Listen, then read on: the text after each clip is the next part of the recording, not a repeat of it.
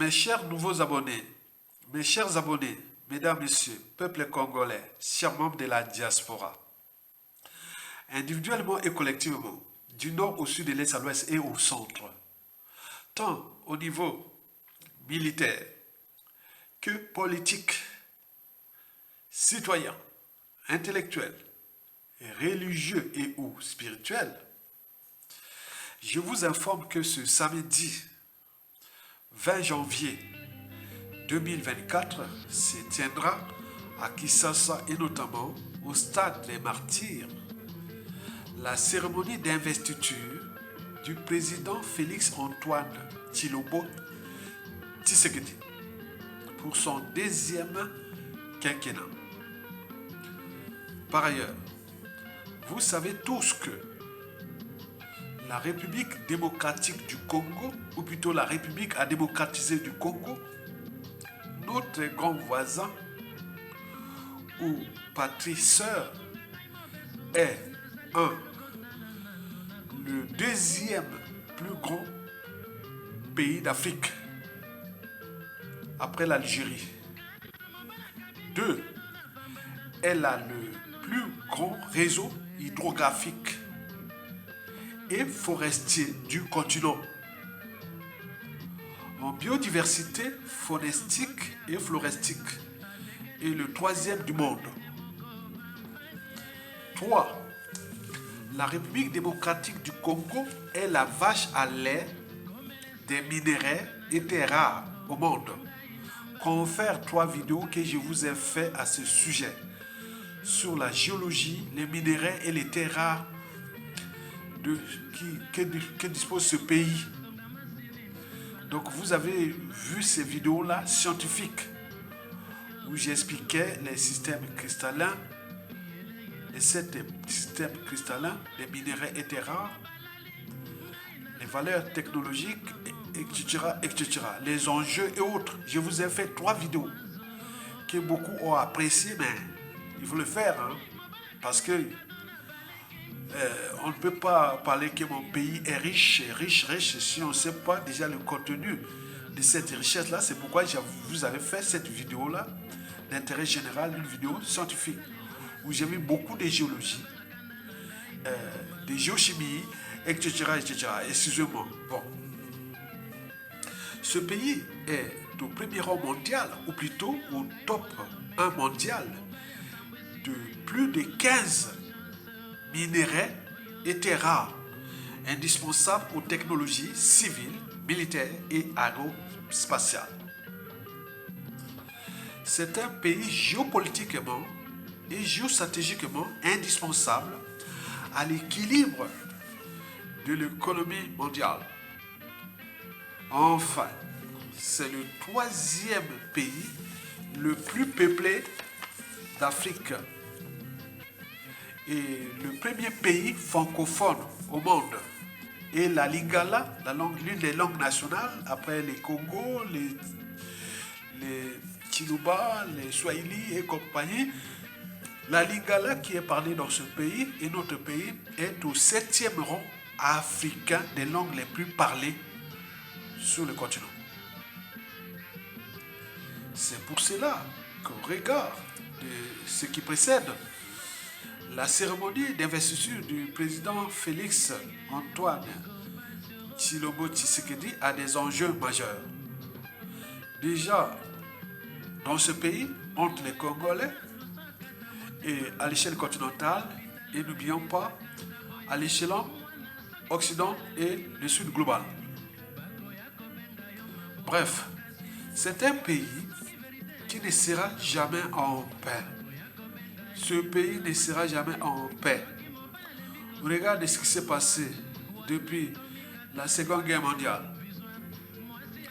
Et ça ne sert à rien de râler.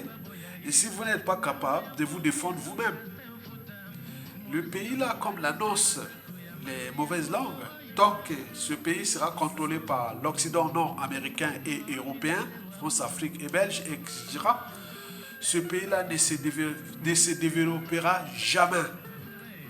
C'est pourquoi ce deuxième quinquennat problématique de Félix Antoine Tshilombo Tshisekedi risque de tout chambouler la domination occidentale de ce pays d'Afrique. Le risque soit de coup d'État, soit d'implosion du pays, etc., est élevé. Quoique, depuis 2018 déjà, Félix Tshisekedi a de plus en plus ou plus ou moins déjoué tous les coups. Vous le savez qu'en 2018, il fut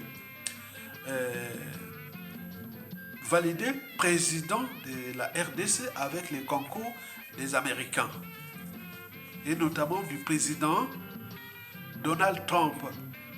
Sans Donald Trump, Félix Tshisekedi ne serait pas là. Si Hillary Clinton avait été élu, ce sera encore peut-être Joseph Kabila ou un autre. Et c'est Donald Trump qui avait imposé Félix Tshisekedi pour contrecarrer ses concurrents, dont Hillary, dont les démocrates qui contrôlaient la République démocratique du Congo depuis Obama jusqu'à l'arrivée de Donald Trump. Et donc là, avec les problématiques des présidentielles américaines où Donald Trump risque de revenir au pouvoir, Félix Tshisekedi pourrait peut-être avoir encore un allié. Pour l'instant, le président Joe Biden n'est pas son allié, mais joue stratégie parce que ce pays est stratégique pour les Occidentaux et notamment américains.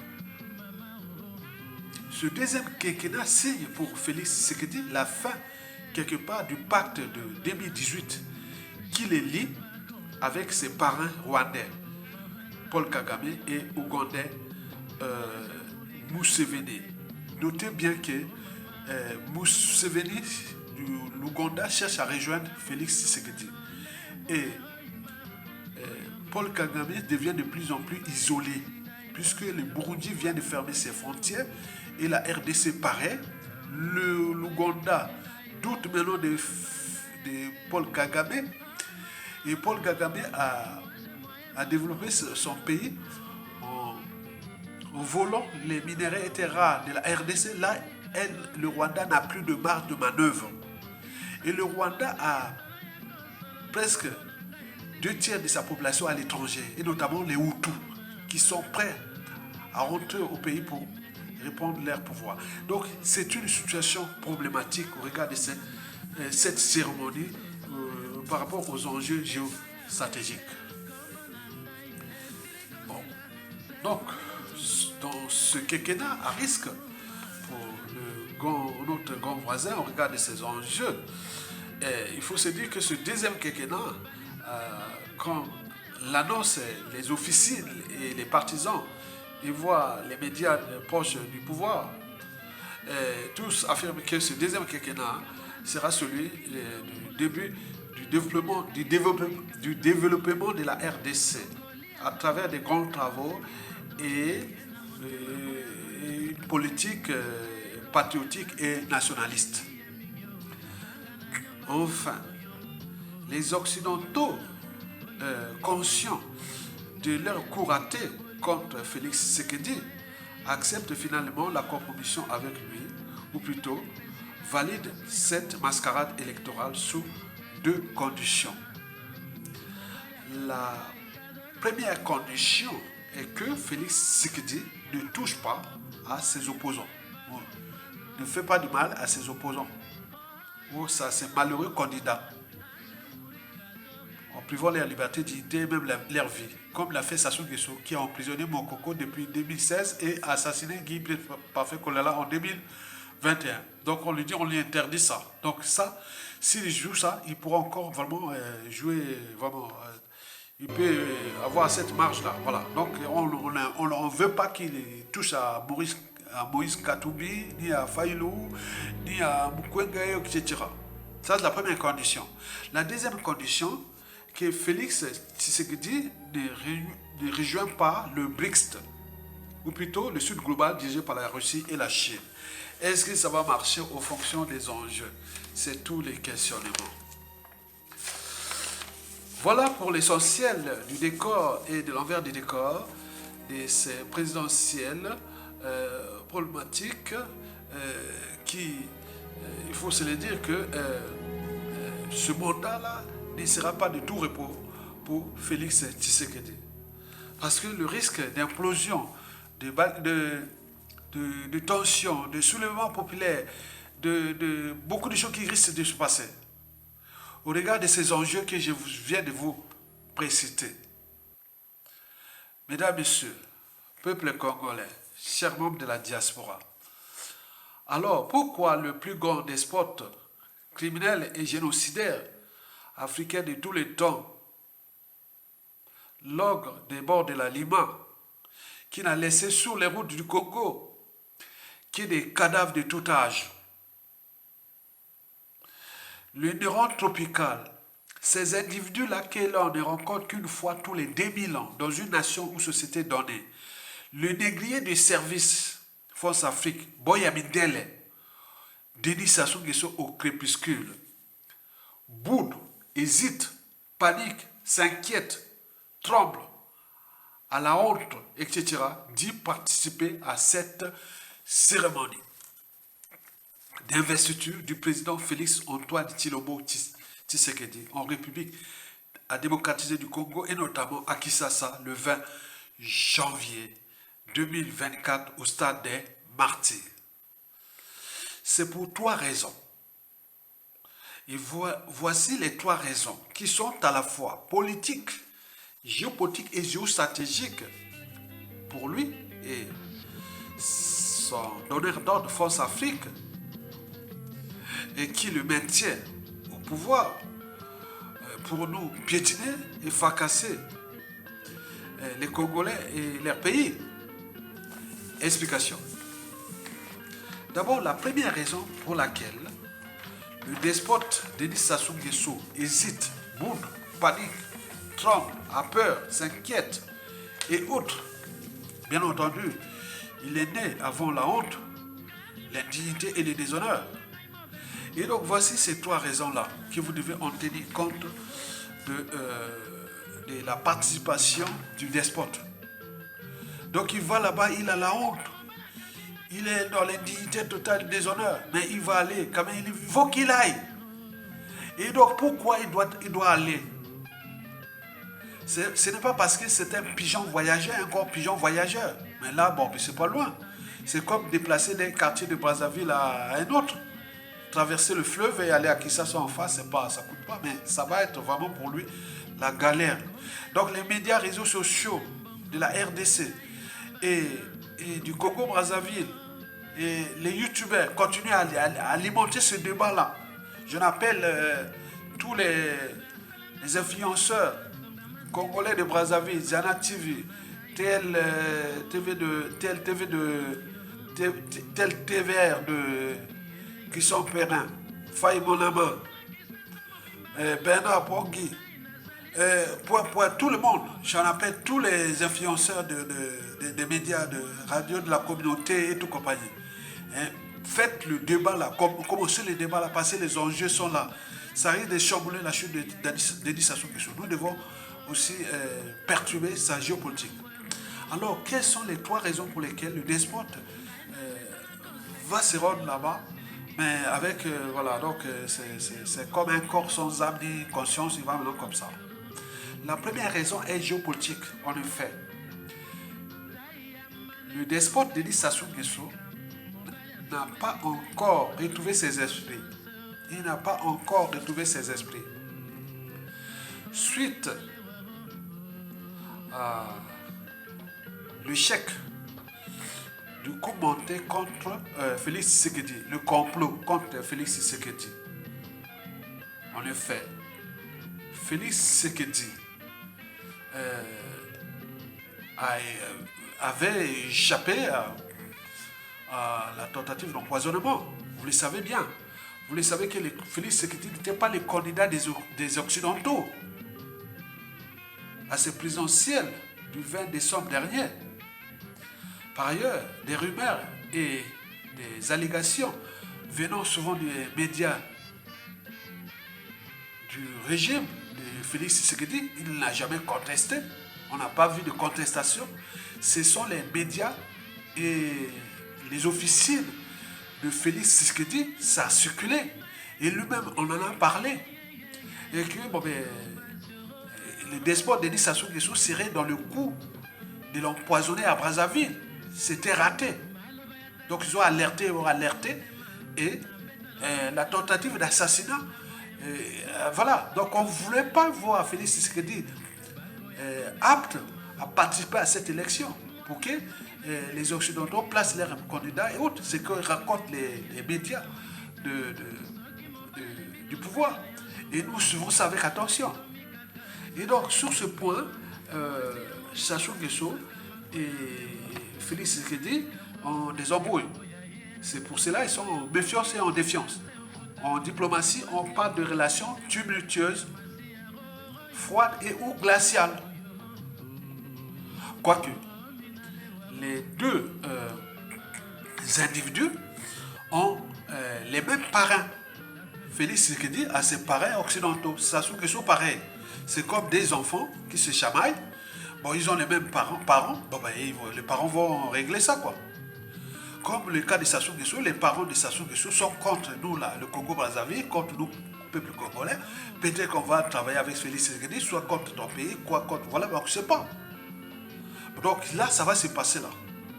Sassou Nguesso avait d'ailleurs envoyé une lettre de félicitations. Au lieu d'écrire ça ouvertement, il l'a fait en 4 minutes. Yamayuya. Donc il a envoyé ça. Donc voilà, donc il y a quelque chose, quand ça cache quelque chose, qu'il y a c'est ça. Donc nous on suit ça aussi. Donc dans tous les cas, ce deuxième quinquennat de Félix Tshisekedi sera de tous les dangers. On regarde la géostratégie et qui Sassou Nguesso est quand même là encore, l'homme de ces gens-là, peut-être en tout instant. Et donc il doit se surveiller mutuellement. Donc c'est ça. D'ailleurs, le Félix Tshisekedi a nommé un nouveau ambassadeur à Brazzaville. C'est un ancien espion, un ancien de l'ANR, Agence nationale de renseignement de la République démocratique du Congo. Donc il y a tout les dangers là. Et donc là, c'est une affaire à suivre. Et les médias, réseaux sociaux et la région congolaise doivent alimenter le débat. La deuxième raison pour laquelle le despote Denis Sassou Nguesso, le pion, la pièce maîtresse de la France-Afrique, multicriminel, hésite, boude, panique, s'inquiète, a même peur de s'y rendre à la cérémonie d'investiture, est géopolitique. En effet, historiquement, sans l'aide des pays périphériques, dont le Tchad, le Gabon, l'Angola, la République démocratique du Congo, le Rwanda, le despote Denis Sassou Nguesso n'aurait pas reçu son coup d'état sanglant Force Afrique du 5 juin au 15 octobre 1997 au capital de 7 dizaines de d'autres mille morts, dont les conséquences sont d'actualité puisqu'il est encore là. Donc, sans la périphérie, Sassou ne serait pas là au pouvoir. Et depuis, Sassou Nguesso n'a cessé de surveiller les pays périphériques comme on surveille le lait sur le feu. Par la corruption, par ses agents, etc. Et donc il est là. Il surveille là-bas comme on surveille le lait sur le feu. Et en premier lieu, c'est la République démocratique du Congo. En deuxième lieu, c'est l'Angola. Troisième, le Gabon. Quatrième, le Centrafrique. Et cinquième, le Cameroun. Donc, il surveille ça comme on surveille le lait sur le feu. Imaginez-vous que nous avions, comme les Congolais de l'extérieur sont tellement motivés, et surtout que les armées congolaises sont devenues des armées d'opérette, où les militaires, le commandement, le haut commandement, le cadrement, tout ça est aux mains d'une tribu, et qui ont été de tous les pays. Imaginez-vous qu'il y avait une base militaire, une arrière-base militaire, en RDC, ou en Angola voisin ou autre. Nous, on serait déjà là, tout le monde serait déjà là-bas, et on serait déjà, oui, motivé pour venir à Brazzaville. Voilà, donc les gens sont motivés. Les Congolais cherchent une terre promise de constituer une base militaire, c'est rien pour venir venir à Brazzaville et ravir le pouvoir, puisque les militaires du Congo, Brazzaville sont tous les commandements, tout ça du clan, donc ils sont là en train de laisser quelqu'un, un être mortel, il faut casser le pays. Mais si c'était ça, tout le monde en parle. On nous moque une terre promise, c'est la RDC et ou l'Angola. Mais comme ça, là, ils suivaient ça à cause de ça. Et donc, vous imaginez. Et donc, sur ces enjeux périphériques, Sassou Nguesso doit se rendre là-bas. Parce que s'il ne se rend pas à cette cérémonie, c'est sa chute qui est déjà programmée. Donc, il doit aller faire le jeu. Et voilà, bon, je suis là, bon, je viens participer, mais on sait bien que le divorce est consommé entre Félix Tshisekedi et Denis Sassou Nguesso. Parce que celui qui a tenté à ta vie, alors, c'est comme, il y a un proverbe là, non? Quand quelqu'un te fait tomber une fois, s'il revient vers toi, c'est pas pour te laisser encore. Hein. Si Mandela, c'est Mandela qui avait dit ça. Si quelqu'un te fait tomber là pour la première fois et tu te relèves tout seul, et si cette personne-là revient vers toi, c'est pas pour t'aider, c'est pour te fracasser. Sassou l'a fait quand il a fait chuter en 1992. Il est revenu en 1997 par le coup d'État. Il était venu pour fracasser le pays. Et le pays aujourd'hui est rentré dans le processus de carbonisation. Donc il faut en tenir compte de ça. Et donc là, sur ce point, géopolitique, Sassou est inquiet. Il est là peut-être, est-ce que ça peut arriver quelque chose? On ne sait pas. Et la troisième et la dernière raison pour laquelle le despote Denis Sassou Nguesso au crépuscule boude ou hésite et panique, tout ça pour y participer, cette raison est politique. En effet, ne pas participer à cette cérémonie serait déjà le signe, ou plutôt l'indicateur de sa diplomatie avec la RDC de Félix Tshisekedi. Donc les signes sont déjà là. Donc c'est déjà, il va s'isoler. Il s'isoler avec la RDC, pour lui, c'est un suicide. Donc il ne peut pas. Donc il est obligé d'aller. Et donc là, c'est une situation que nous devons suivre avec attention. Voilà pour l'essentiel de veille de conscience patriotique relatif à la cérémonie d'investiture à haut risque de soulèvements populaires, de troubles, ou voire de coups d'État et même d'assassinat, tout ce qui peut arriver. Hein. Ce quinquennat-là, c'est vraiment chaud. Tu sais, Félix Tshisekedi n'est pas le candidat des Occidentaux. Hein. Il est là parce que c'est la compromission occidentale, ou parce que le pays a tout d'enjeu. Et Félix Tshisekedi a une base culturelle très solide. Ce sont comme les Zoulous en Afrique du Sud. On est bien d'accord. Donc ça se soude comme les Juifs entre eux. Et donc là, les Balouba, donc ils disent Loube. Et donc là, il ne peut pas aller loin. Et donc ils sont obligés de chercher des failles pour descendre Félix Tshisekedi. Et ça va arriver. Et il est en train de consolider son pouvoir. Donc il va passer dans ce quinquennat-là de positionnement nationaliste, patriotique, africain. Maintenant, il reste les enjeux. L'enjeu, c'est que les Occidentaux l'empêchent d'aller vers le BRICS. Et donc, vous laissez le tunnel là pour se fracasser. Est-ce qu'il va-t-il accepter? Et comment il va organiser tout son quinquennat? Mais la RDC, comme disent certains partisans, si on s'affranchit de la tutelle occidentale, la RDC d'ici 2030 à 2035, vous verrez que ce sera comme Shanghai et autres, que beaucoup en parlent comme ça. Donc, vous imaginez, il y a des perspectives. C'est le plus gros pays, c'est le pays le plus riche du monde, en termes de minéraux et de tout. Donc, il manque ça. Donc, il va jouer peut-être malin, parce que nous, on s'est demandé, est-ce qu'avec le grand replacement, depuis Joseph Kabila, des années 2000 jusqu'à l'arrivée de Félix Tshisekedi, comment on va s'en sortir? Donc, ils sont en train d'évacuer tous les profils toxiques étrangers et autres. Donc, il s'est regroupé avec les nationalistes congolais. Voilà, donc, mais il joue avec beaucoup des erreurs, mais je pense qu'il va corriger ces erreurs-là, il va aller plus loin. Donc, c'est ça les enjeux. Et donc, nous suivons ça avec attention. Et bon vent au peuple congolais des rives du fleuve Congo. Et que je dis aux Congolais de Brazzaville, les médias réseaux sociaux, alimenter ces débats. Pour que nous puissions dégager le plus grand criminel, assassin, dictateur de tous les temps, Denis Sassou Nguesso. Merci beaucoup. À bientôt. Tokolonka. Likez, partagez et soutenez la résistance.